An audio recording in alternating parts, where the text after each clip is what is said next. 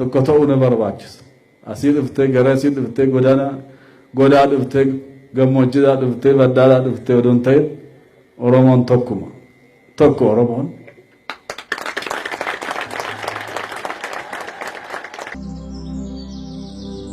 Rakkina darbee rakkina baay'ee keessa akka dabarre hin beektu. Oromoo rakkina baay'ee akka keessa akka darbe durii calqabee amma ammaatitti wanni jiru garuu hin beektu. Jibbinni jiru tuffiin jiru garuu hin beektu miti.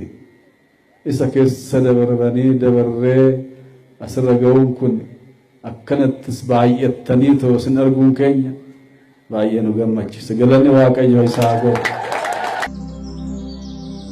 Tanatti abbaa itti ta'uutu nurra jira malee sabni biraa abbaa itti ta'uun irra hin jiru jennee.